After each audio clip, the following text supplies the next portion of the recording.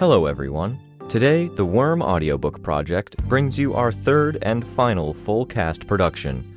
This chapter follows the perspectives of various people in the aftermath of the climactic behemoth fight. I wish every chapter could be done like this, but unfortunately the time and effort required is just too much for beyond these few chapters. Remember to please support the original author at parahumans.wordpress.com. And now, Arc 24, Interlude 2.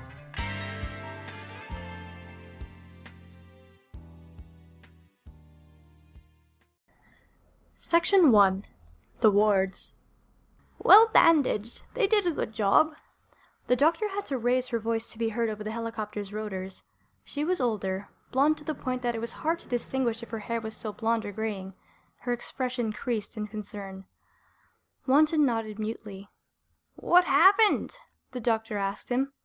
"Falling debris," Tecton offered from the other side of the helicopter. The doctor nodded. "We'll leave as it is. The pain's okay?" "Meds help," Wanton said. "Feels like I'm almost dreaming, and I'm going to wake up and none of this will have happened." "It happened," Tecton said. "Why isn't everyone cheering and hollering anymore?" "Really fucking tired," Grace said. She was beside Cuff, who had been stripped of her armor from the waist up, with only a thin covering of near-liquid metal on her upper body for modesty's sake. A nurse was attending to her arm. "Really tired," Gollum said. "Oh my god, my entire body hurts, and I didn't even take a direct hit." "The roars and shockwaves might have done internal damage," the doctor said. "You'll each need a CT scan and MRI. Let me know if there's any acute pain." "I think it's more that I've never exercised this much in my life," Gollum said. "You'll hurt worse tomorrow," Grace commented. "Damn." The doctor, for her part, turned her attention to Wanton. "We need to double-check for bone fragments when we get back to the hospital. You'll need surgery. Chances are good this was a rush job." My arm," Wanton said lamely. "I'm sorry," the doctor responded. "No, it's like I should feel worse, but I don't. Maybe it's the drugs, but I feel this rush, like I've never been so glad to be alive. I'm pumped." "You may be in shock," the doctor observed. "We're all in shock," Tecton said. There were murmurs of agreement across the helicopter. "Is anyone else a little freaked out?" Cuff asked. "Freaked out?" the doctor asked. Cuff shook her head, not responding.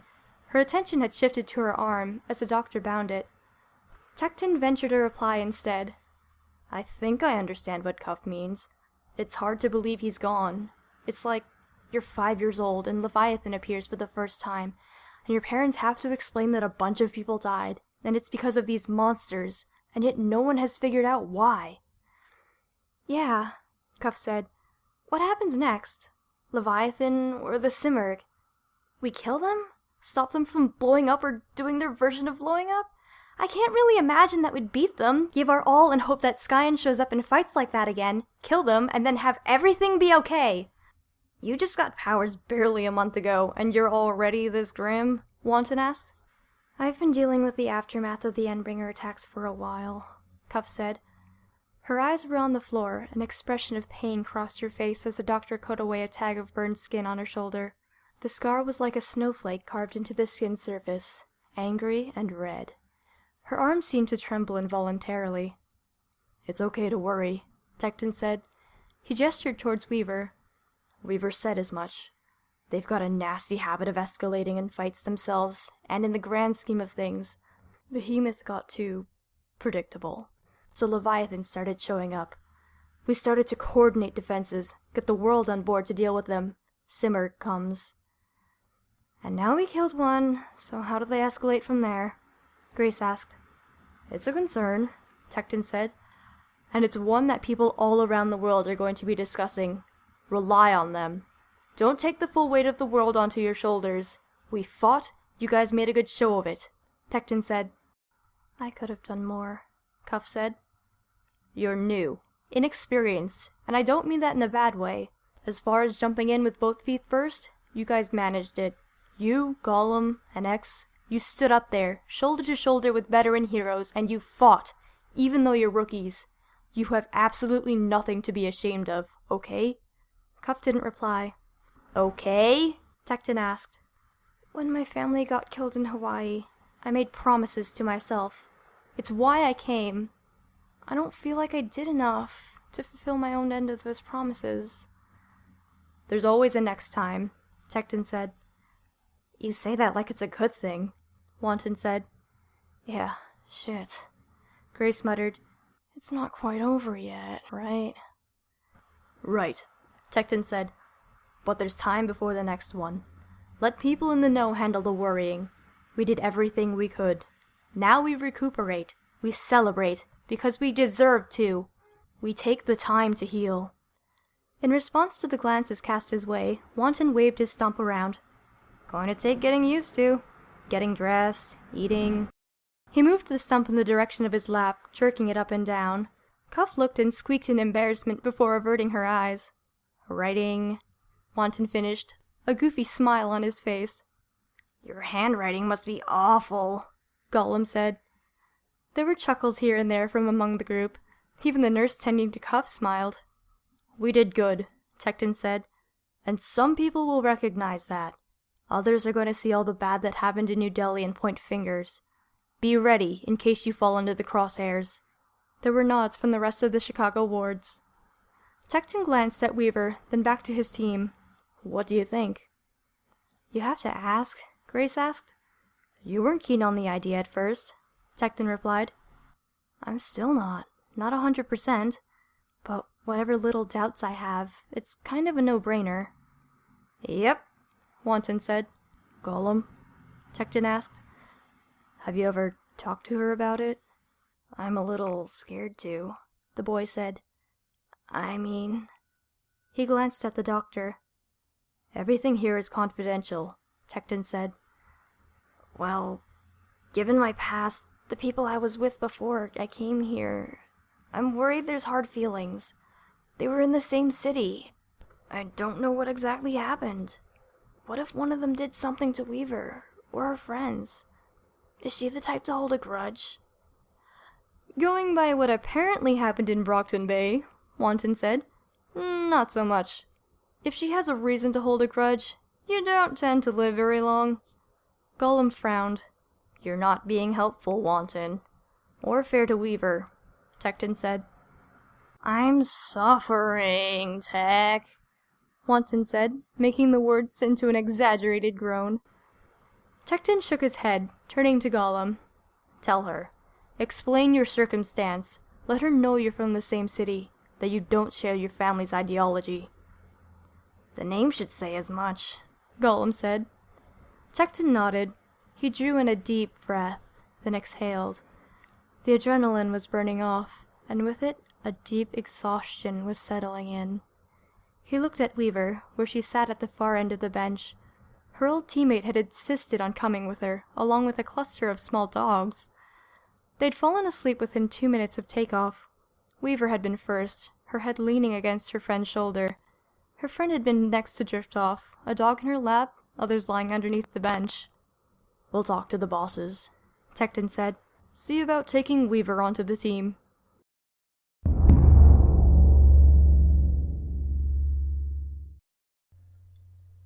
How is this supposed to work? Dormy, Pretender said.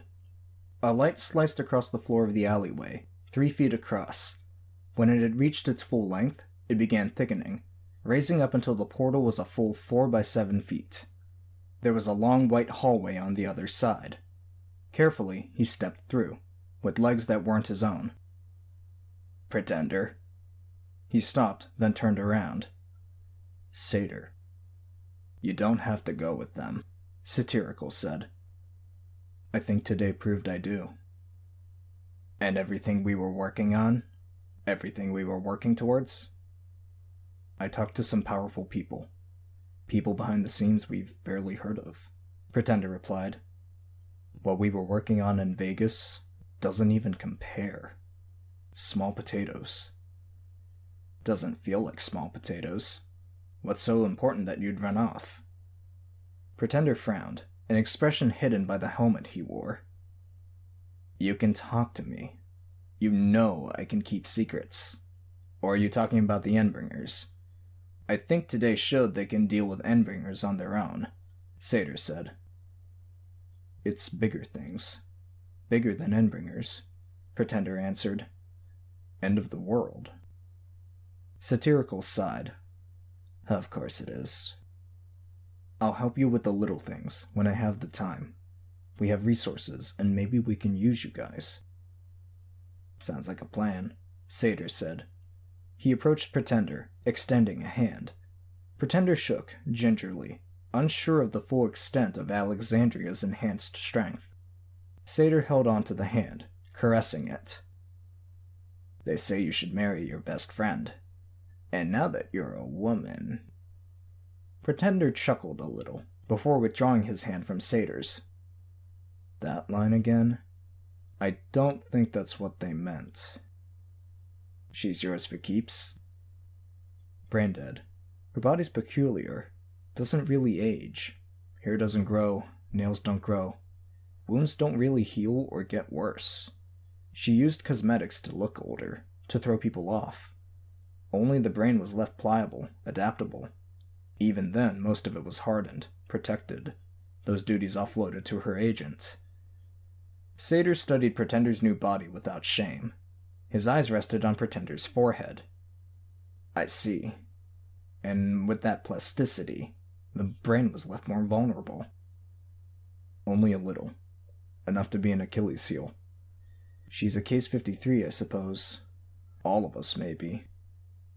All cauldron capes? Pretender nodded. To some degree or another. Satyr seemed to take that into consideration, rubbing his chin. When he spoke, though, he spoke of something else. What you did. You knew that they'd figured you out, and that I was next in line, that I'd get questioned too. You killed her for my sake, to buy me time. Are you mad? Satyr shook his head. We've killed before. Selfishly. Selflessly. Only difference is you got caught. Well, I got away. In a fashion, yes, you got away, Satyr said. You've even reached a higher position in life. Wearing someone else's skin. Living their life, Pretender replied. Yes, well, that was always going to be your fate, wasn't it? Pretender chuckled. I've missed you, buddy. Likewise, you freak in nature, Satyr responded. Just because we're doing different things now, it doesn't mean goodbye. Good. We stay in touch, Pretender said. I'm sure my new group can use you, and you can draw on our resources, I'm sure. Our goals are more or less aligned. Only difference is scale. Well then, good luck with saving the world. And good luck with saving civilization from itself, Pretender answered. He looked skyward for a moment. Close the door. The portal closed.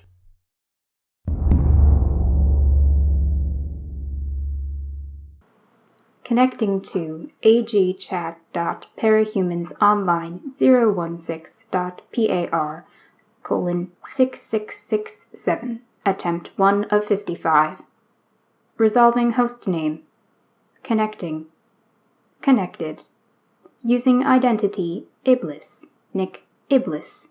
Welcome to Parahumans Online Chatroom number 116, The Holdout. Rules here. Behave. Obey the ads. RIAS. Shorthand for seismic activity. Earthquakes. Crickets. Any word on the deaths yet? Divide. No word on deaths. This is Behemoth. It's normal to see a radio silence like this. Divide. They can't report deaths because the armbands got knocked out. Spirit skin. Hey, Iblis. Iblis. Word is First Capes are returning home. Aloha. What? Loyal. Who? Names! Deimos. How is New Delhi? @deadman@. I'm in contact with main channel. Can pass on details if you can verify. At deadman at PM me. Iblis. Loyal, not sure. Iblis. Deimos, city hit bad. Iblis. Deadman. Not sure how to verify, only have texts on phone. Sending PM. Point. They made it. Bad samurai. How bad? Ultracut. Point. Nobody's saying they made it. Point. They stopped him, or they wouldn't be leaving. Deimos. No! New Delhi hit bad? Aloha. Iblis. Texts I'm getting from Cape Wife friend are saying Scion finished Behemoth off. Iblis. Absolute annihilation. QWERTY D. Troll. Groupies. No fucking way. Aloha. What? Deimos is now known as Absolute Annihilation. At deadman at. Verify now or ban. Absolute annihilation. Fuck yeah, Scion! RC. OMG, what? Iblis. Sending PM with texts.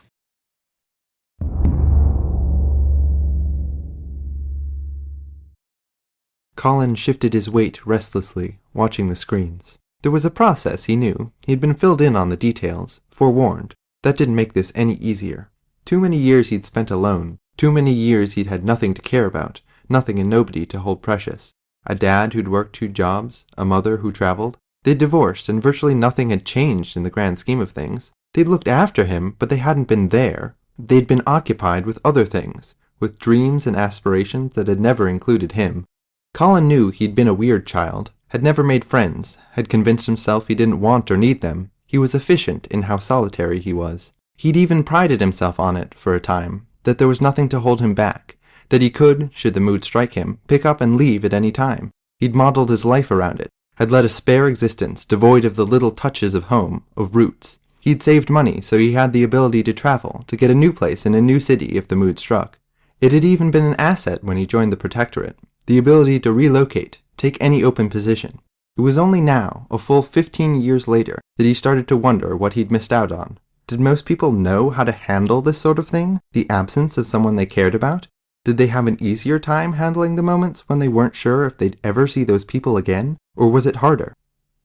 He'd altered Dragon's code. It wasn't a tidy thing. Tinker work rarely was. There were too many factors to consider, and a tinker who didn't specialize in a particular area would never be able to plumb the depths. Too many things connected to other things, and the full extent of the connections was impossible to fathom entirely. At best, he could study each alteration as much as was possible, act in ways that could minimize the damage. Every adjustment, even on the smallest levels, threatened to damage 100 other areas. And now he would find out if Dragon's backup would restore properly.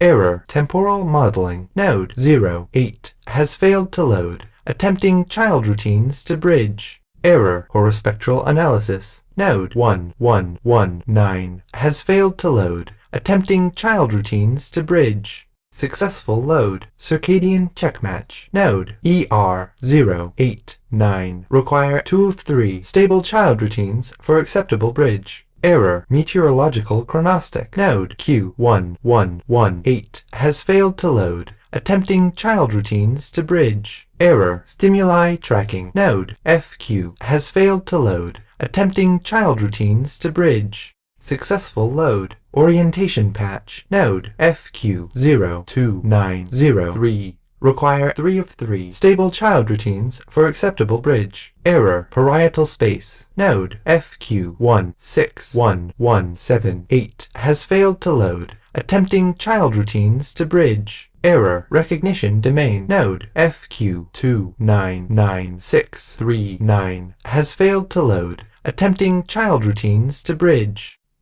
He pulled off his helmet, setting it on the bench beneath the monitor. He rubbed one hand across his head. He'd taken to shaving it close, in part for the efficiency of it, in part because the surgeries to replace his eye and the implants he'd set into the recesses in his skull had required incisions into his scalp.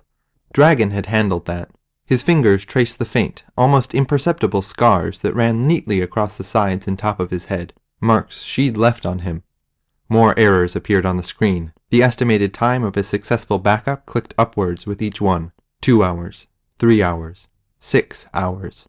At the same time, in Colin's head, the odds of a successful load were going down. 25%, 23, 15. There were other backups. He suspected the ones that had been uploaded after his tampering would run into the same issues, the same errors. The ones before he'd altered anything, it would be a different dragon than the one he'd come to know. She would watch the video feeds, listen to the tapes, even experience some of those things for herself where the system had taken it all online, but she wouldn't be the same dragon he knew. The organic AI architecture would develop in different ways, with different nuances. So many things connected to so many other things with each new experience, and the connections would occur in a different fashion.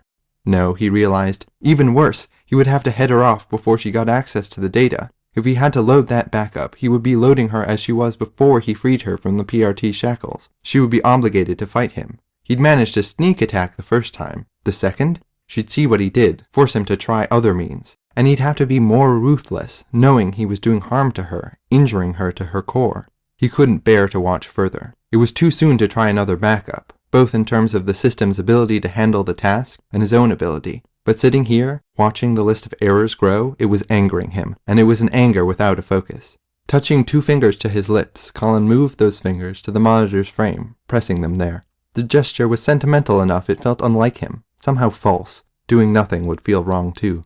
That was his current state, stranded inside his own head, in the midst of his own feelings. Uncharted territory, in a way. He pulled on his helmet, stepped outside, and hopped onto the nose of the Tiamat 2. New Delhi loomed before him, ruined, damaged, impossible to recover. The sun was only now setting and the sky was red, mingling with the traces of clouds that still remained in the sky. He wanted to contact Chevalier, to know that his friend was okay, that the Protectorate was okay. He didn't trust himself to stay calm, to keep from saying something about Dragon, from venting, being emotional. Chevalier would understand, he suspected, but Colin's masculinity would take a hit, and it would only cause more trouble than it fixed. Staring out at the city, and the crowds of people in hazmat suits who were moving in for relief, for search and rescue, he frowned. He and Dragon had had some intense discussions on the subject of what it was to be a man, to be human, to be masculine, feminine. Dragon had been pissed when he suggested she was the feminine ideal, that in the eternal crisis that any woman faced between being the Virgin, the Madonna, and being sensual, sexual, she was both. He wished he'd understood why she'd been so angry. To be a man, though, it wasn't much easier. The standard society set was just as high. To be a provider, a rock, to be sensitive, yet avoid being emotional. For long minutes he stared out over the city, watching the sun dip beneath the horizon, the smoke and dust making the distant stars light hazier and fuzzier. Tiamat 2, he said, alert me when the system has finished the backup process, one way or another. Yes, Defiant. Uncomfortably similar to Dragon's voice. He felt an ache in his chest. He hopped down from the nose of the craft, then used his spear to help himself down from the craggy edge of terrain that had been raised up from the earth in the chaos. He strode forward, towards the city proper, calibrating his helmet to help identify any warm bodies.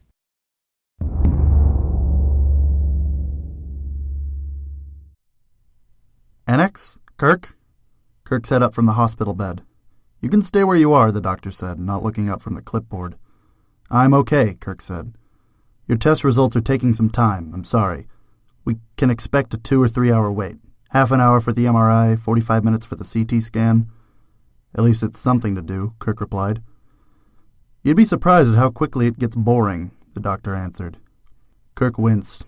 Okay, can I maybe use a phone in the meantime, call my parents? They'll be wondering. They've already been informed, the man answered. They'll be here shortly. There's paperwork they'll have to sign, because a few of your teammates are also walking around without any protection for their identities, but I don't imagine they'll take long. Maybe I can call my friends? They'll be wondering how I'm doing. They know about your life in costume? They were there when I got my powers. I just want to call someone, anyone I know, to occupy my thoughts. To talk.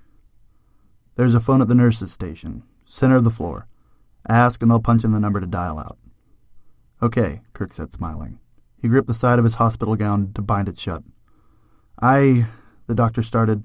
He stopped and frowned. Kirk had halted in his tracks, shifting his weight to keep his bare feet from making too much contact with the cold floor. Odd, in a way, that he had to, but his power tended to be all or nothing. I shouldn't tell you this, and I'm not naming names, but the first test results have come in for some of your other friends who were at your side in New Delhi. Here, and in other cities. The tests for radiation are coming back negative. Kirk blinked. No promises it'll be the same for you, but a bit of hope, Kirk asked. With luck. Thank you, Kirk said, smiling for the first time. Thank you. I should be the one saying that to you, the doctor said. Just don't be too disappointed if the answer isn't what you wanted, okay? Deal, Kirk answered.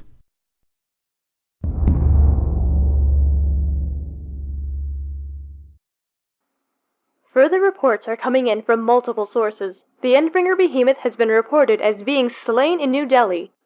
Yes, Lisbeth. Video footage is always scarce when dealing with the Endbringers, but verification has been consistent from multiple sources. It seems the footage seen earlier of the Great Shaft of Light was an attack from an unknown party, debilitating the Endbringer. Defending forces held the injured monster off until Scion could arrive, delivering a finishing blow. Earlier in the year, for those of you who don't remember, Chevalier boasted of a new protectorate, clear of the sabotage and influence from its own leaders. Today may serve as a testament to that boast.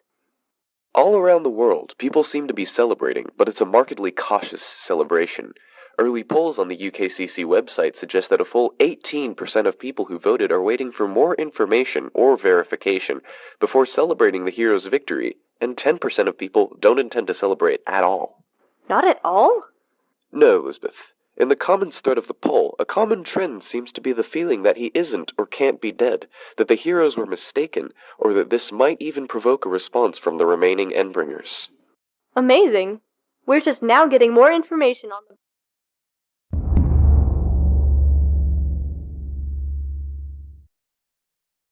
Dad? Taylor! Oh my God. You're alive. I wasn't sure if you wanted me. Are you hurt? I'm okay. I just got the tests back, and there's no sign of ambient radiation or any of that. I'm glad. Me too. I wasn't sure if you wanted me to call. You haven't replied to my messages about being there if and when they invite me to the wards. And you were there for court, but you didn't talk to me. I am glad you called. About my not. We killed him. The words were blurted out. There was a silence on the line. Behemoth is dead. Silence still. We killed him. The words were a repeat of earlier, as if that summed it up. I think it's already on the news. I know.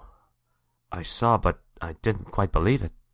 I'm dumbfounded, amazed. I'm so proud of you. Wow. I wanted to tell you before you heard from others, but there's so much goddamn bureaucracy going on, and they wouldn't give me a phone in the hospital room. Did you help? Were you a part of that? Yes, of course. I'm trying to wrap my head around it. Wow. There was a silence on the other end this time. Taylor? I've had a lot of time to think, to wonder why you didn't come, why you haven't visited me. You're afraid of me. Taylor, that's not... It's true, isn't it? And all of the doubts I had before dialing the phone and calling you, they were right. This makes it worse. I have a rap sheet that's like 80 pages thick, and I killed a man, and then I killed Director Tag and Alexandria. She is dead, by the way. If you see her on the news, it's just a cape that stole her body, her corpse. And now you hear about me fighting Behemoth, and it makes it worse? I can't even talk about what I did without digging the knife in deeper. Taylor, no. It's not fear. I saw some of your friends not long ago. I wanted to talk to your employee, Charlotte, and the others came. And I saw this whole other life, this side of you I couldn't recognize at all. Little things that I recognized, yes, and then big things, things I could barely fathom. I've never been able to handle loss well, with Annette, and now feeling like maybe I lost you. I just want to adjust, to get my head around this, and then I can visit and things will be like they were. Things aren't going to be like they were, Dad. I don't want them to be. I'm trying to put as much distance between the person I was then and the person I am now as I can. I'm sucking pretty hard at it, but I'm trying. Except maybe today I found a middle ground, and it worked. In a way that makes me proud and terrified and amazed and confused, and apparently I'm in trouble for something I did. I'm in trouble because I was wearing a camera and they saw the footage, and I was walking that middle ground between the person I was and the person they want me to be. And I did a lot of borderline sketchy shit just to get by, and they don't understand. There was a note of emotion in the last word, a break in the rant. Taylor. One word, and then silence. The voice was calmer this time, more measured. I'm sorry. I'm really tired. I'm going in soon to talk to them. They've made it clear they aren't happy. Except I think they're a little bit afraid of me, too. Afraid of me like my own dad is. That's not fair. Deny it. There was a pause.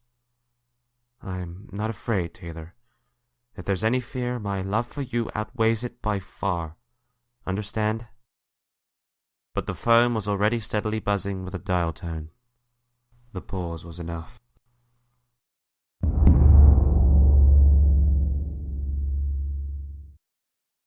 Topic: Footage in Boards, World News, Maine. Original poster, Bagrat. Posted on July 26, 2011. Link here. Mirrors here, here, and here. Came directly to me. Cuts in and out, but that's to be expected. More info later. Better to watch and see for yourself than get it here. Showing page 39 of 39. That dude. Replied on July 26, 2011. At bystander. I don't know, but holy shit, that was intense. I wish there was more at the end. Main Magenta. Replied on July 26, 2011. When Cyan uses his power, it disturbs electronics. It's why when he flies, you can't track him unless it's with your eyes. OMG, I'm only halfway through. This is almost a feature-length film. Dog Smiles. Veteran Poster Badge. Replied on July 26, 2011. Anyone else have to look up some of the people in there? I almost thought one or two weren't villains. Saskatchewan. Replied on July 26, 2011. It's kind of terrifying, isn't it? There's only like 20 in my province, but you think maybe one can do something like we saw partway through. And it's like, wow, holy shit. I could run into them in the street at any time. Faychick. Replied on July 26, 2011. Holy fuck, holy fuck, holy fuck. 56 minutes in. Me. Replied on July 26, 2011. At 49 minutes. When she's talking to the guy in blue, who is that? Not in the wiki. How do you even spell that? She turns on her friend? What happens to that guy? Did he die? Did she get him killed? Forgotten Creator. Replied on July 26, 2011. At Dog Smiles. I had to look up one or two. There was a short doc about some of them a bit ago after Alexandria died. You can find it here. Logs. Replied on July 26, 2011. Let's see. Note the link back to this thread just earlier today. Kid has Weaver show up for Ward's event at Park. Paraphrasing hearsay, I had everything, I gave it up. You can see how much she cares about them. Is the Echidna thing tied to the mysterious info blackout in Brockton Bay regarding the time portal created? Wondering about Tecton. Liking his talk about powers and building teams, but he defects leadership to known ex-villain who knows little to nothing about his team? Anyone else wondering why they went with a V hand sign? That's a rude gesture in New Delhi, 99% sure. Americans. Intimate moment between Weaver and Gru. Anyone else feel like a pervert watching this? Can't see anything, but I think they're kissing. If I thought this was staged, I stopped when this happened. Regent and girl with the gray mask, I forget her name, funny as hell. Hoping they all make it out okay. Have to stop at 12-minute mark. Burn girl. Too real. General Prancer replied on July 26, 2011. Anyone else really interested in learning more about Weaver? Edit. At logs, don't get too attached to anyone. Noveltree replied on July 26, 2011. This cuts out at the most frustrating times. End of page 39 out of 39 in this thread.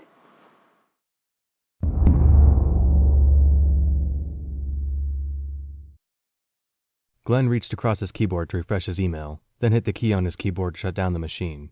While the screen went through the motions, Glenn walked around the desk to kneel on the floor. The computer itself was set into a recess in the floor, and he worked at unplugging and unscrewing each wire in turn. A butterfly flew across his field of vision, and he jumped despite himself. Weaver, he said, turning around. Glenn? She wasn't in costume, but her glower was intense enough that she might as well have been in her full garb as Skitter, complete with shawl, skirt, and the carpet of insects crawling on her. Recuperating? Not as much as I'd like. Her voice was hard. I'm not having the best day on a lot of levels. Still waiting for the tribunal to convene? It's been hours now. The secretary's supposed to call me. They gave me one of the superhero phones so I could call my dad, told me to hold on to it. I'd take it as a good sign, except there's a video circulating online. My video. Well past the point where anyone could hope to control access to it. Mirrors, bit sharing, hard copies. I see. Upsetting. Yeah, just a little, she said. The tone was light, but her expression remained the same. Packing up? Yes. He tried to lift the desktop, found more wires attached to the bottom, and set it down to unplug them. I expect I'll be fired. They'll make me clean out my office, so I figured I would get a head start. I don't keep anything permanent that isn't on my personal computer, so this box is all I need. She didn't respond. He tried to lift it again, only to find more wires connected on the front. No need to worry. If you're here to inflict some bug-induced torture on me, you can save yourself a lot of effort by leaving me to my own devices with this damned box. I promise you, I'll figure out something worse to do to myself. Butterflies circled her as she stalked forward. Glenn backed away a step before he realized what she was doing. She wasn't even a third of his weight, and the only insects she seemed to have on hand were butterflies, but he felt a touch intimidated nonetheless. Were the butterflies supposed to be ironic? A gesture? She knelt down beside the computer, fiddled around and disconnected the remaining wires, then lifted the box up to the floor beside the recess. Thank you. I'm good with computers, with software, but laughably bad with the technology. Why, Glenn? It was private. It was supposed to be for therapy. Wasn't my choice to parcel it out. Dragon was killed, by all accounts, and Director Wilkins made the call to hand it out, for your pending conduct review. And you made the call to release it online. I suppose Tattletale informed you. Do you know how frustrating it is to be a mere human being among powers like you and your friend? I don't know. I figure you can relieve your stress by uploading their personal videos to the internet. Glenn sighed. You're tired. You're not being rational. Oh, yeah, that's totally the way to talk to a girl. Glenn stepped forwards, resisted the urge to flinch as the butterflies briefly invaded his personal space. He met her eyes, waited for her to look away, then snapped right in front of her. Her eyes locked onto his, and she looked even more irritated. Stop. Look me in the eyes. I want to talk to Weaver the strategist, not Taylor. She didn't move a muscle, but he wondered if the butterflies changed course. She remained silent, glowering. I know you're tired. Today took a lot out of you. But think. What purpose does it serve to upload the video? It's the best footage you have of the event. The best way to sell the win, the PRT's involvement. Think bigger. That's pretty damn big. Bigger, Weaver! Come on! Do you think I got to where I am by thinking one-dimensionally? What else? Why? I'm getting fired. I knew I'd get fired. Would I do it just for that? Probably, if there wasn't another way. With an ego like mine? Honestly, your ego can't be that big if you wear those clothes. Despite himself, he was a little stung. He had cultivated his image to demand attention. Even his weight was calculated to make it clear he was not one of them, that he was someone with power, presence. His clothes were admittedly awful. They were intended to be awful, but they didn't diminish his sense of pride in the least. It was a shame he was undoubtedly going to lose his job. It would be nice to discuss the idea of image from two very different perspectives. I'm not your adversary, Weaver. No, I can't help but feel you're an albatross around my neck. I keep hearing that you've done stuff to help, but I keep experiencing this. I'm your ally, Weaver. You think I don't recognize the issues in the PRT? The corruption that's still at the core? The need for change? There has to be some sacrifice, and there has to be someone to step forward, a harbinger for that change. Chevalier may be the hero of the day. He can lay the groundwork for change, but he can't be that harbinger. He's too entrenched. You want me to be the harbinger? It'll be hard, but I think you'll manage with that. Putting this video online, it's going to achieve a lot of things. I think, seeing you in the thick of it, it's going to change people's opinion of you. There'll be controversy, some will hate you. But others? This will be their first view of what it's truly like on the battlefield. They'll have to like you, to sympathize. But the rule of 3 says you won't be forgotten about. Rule of 3? 3 times you've been forced into the public eye. As the leader of Brockton Bay, as the newly christened Weaver, Slayer of Alexandria, and here in the video. I was just thinking about something like that in a totally different way. Twice now, I've betrayed my teammates. At first, when they found out I was an aspiring hero, an undercover operative. Then I became Weaver. This'll be the 3rd. I had the camera, stuff was said and done, private stuff talked about, and they won't like it. They didn't ask to be in the spotlight any more than I did. Some of it will endear you to the public. Being worshipped as a god wouldn't be worth hurting them again. Gru believes that image and reputation are a kind of protection. Being seen as soft when he's dealing with people in the criminal underworld, it could get him killed. They'll forgive you that setback, I'm sure. They'll understand you didn't choose to do it. Rachel's not the understanding type. I fought an uphill battle to get her trust, and if she feels hurt by this, or if she registers that others are hurt and that I'm the culprit in any way... With luck, public opinion and an insight into the bond you have with the team will make it easier to interact with your old team. You'll have more chances to fix any damage. Weaver shook her head, staring down at the ground. It's an honest look into what the heroes do, Weaver. What you capes face every day. Why there's so much gray in the moral palette. With this, Chevalier's new protectorate won't be something that exists in name only. You could have asked. You would have said no, and there was no time. We needed to make it absolutely clear just what you and the rest of the heroes did on the field, so Scion couldn't overshadow you. We needed to do it right away. Cement the idea into the public mind so it was the first concrete piece of information they got. She stared at the ground. The lines in her face were deep with exhaustion. The butterflies had landed on her shoulders and arms. He let the idea sit. Better to let her speak next. She did. Chevalier is laying the groundwork, I'm the harbinger, and you're the sacrifice then? He met her eyes. They won't be as upset with you as they are right this moment. I'll draw the initial heat. By the time they're done with me, my career and any possible job in a related field will be ashes in the wind. For you, well, it'll tip the scales. If you're halfway into the deserves a medal camp and halfway into the needs to be punished camp, this will help. I could have done some things better, but was I that bad? Consorting with villains you were supposed to avoid, putting wards on the line to help them, dealing with fierce without contacting any superiors. You ignored the rules regarding image, took gambles. I had to. All of that. I was told that rules are relaxed on the field. You can't seriously expect me to use butterflies against Behemoth. Of course not. Do you think I'm stupid? I know this. but there's a lot of people paying attention to this. Many people who will be in that room won't know these things, won't fully understand. Some won't even watch the video before they pass judgment on what occurred in it.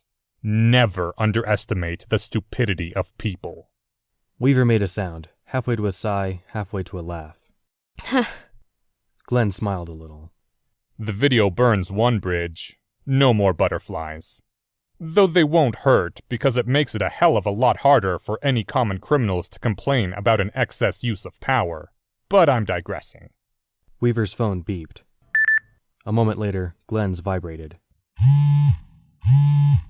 He checked it. Convening to discuss Weaver's conduct in room F. Please attend. He closed the message window. Thank you, I think. I'm supposed to go now. Me too. Join me? Weaver nodded. Her collection of butterflies led the way out of the office. Glenn spoke without looking at her. I don't expect you to like me. Never really did. One of the first and biggest problems you ran into was with your image. It's a problem even now, I suspect. It will continue to be a problem, especially now that you're in the limelight. Uh-huh. Glenn reached into his vest pocket and withdrew a case. He opened it, removed a business card, and handed it over. My number, in case you need advice. Well, use my cell. My work number probably won't be mine for much longer. Weaver stared down at the card. She didn't need to look up as she walked, as the butterflies checked her path for her. Other bugs had joined them. Just do me a favor. Weaver glanced at him. Make friends with whoever they hire to replace me. Listen to them. You're allowed to hate them too, but hear them out. Can't hurt. She nodded. She looked down at the card again, then looked up at him. Can I call this in now? It's about my dad.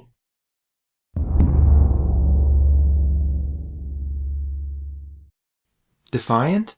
Defiant couldn't move as he held a heavy concrete slab out of the way for emergency crews. He used the cursor embedded in his eye to select the answer command and shut the vents around his mouth. Tiamat, hold off any reports for now. Can't take it, not right this moment. It's me.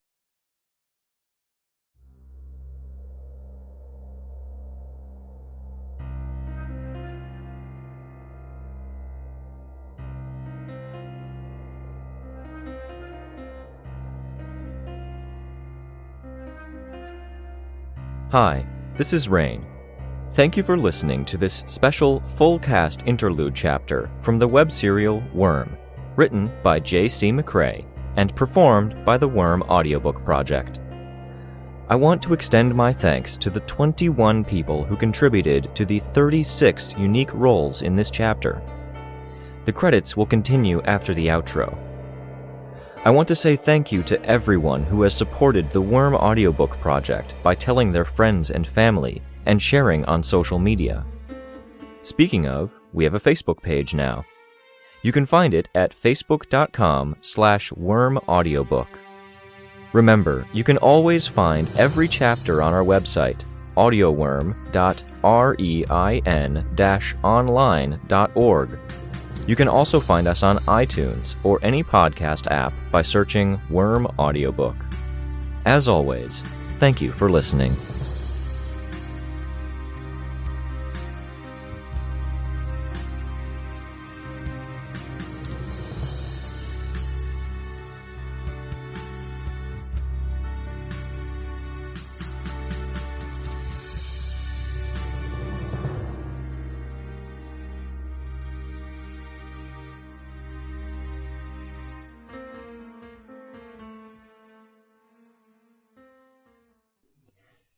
Editing and organization were done by Rain. Part 1, The Wards, was narrated by Sunshine Lammy. Part 2, Pretender and Satyr, was narrated by Genesis. Part 3, The Parahumans Online Chat Room. The system voice was played by Liar. Reuse was played by Cried Out. Divide was played by The Rather Large Mammal. Spirit Skin was played by Soul Pelt. Iblis was played by Parker Lindstrom. Aloha was played by Sunshine Lammy. Loyal was played by The Purple Banana. Deimos was played by Genesis. Deadman was played by Antioch. Poit was played by Tavarin. Bad Samurai was played by Sola. Querty D was played by Mr. Tom. Groupies was played by Omer Nevo. Part 4, Defiant, was narrated by Edgar Preen. Part 5, Annex, was narrated by The Rather Large Mammal. Part 6, The News Program, the role of Lisbeth was played by Sunshine Lammy, and the role of the newscaster was played by Antioch. Part 7, Taylor and Danny, was narrated by Sola. Part 8, The Parahumans Online Message Board. The system voice was played by Liar. Bagrat was played by Cried-Out. That Dude was played by Genesis. Main Magenta was played by Shenmage. Dog Smiles was played by Omer Nevo. Saskatchew was played by The Rather Large Mammal. Faychick was played by Vea. Nee was played by Parker Lindstrom. Forgotten Creator was played by The Purple Banana. Logs was played by Antioch. General Prancer was played by Sola. Noveltree was played by Crispy. Part 9, Glenn and Weaver, was narrated by Steven Zuber. The role of Weaver was played by Paige Weiss, and the role of Glenn was played by special guest Eneasz Brodsky of the Harry Potter and the Methods of Rationality podcast. The full text of these credits can be found on the post for this chapter on our site, audioworm.rein-online.org. Thank you.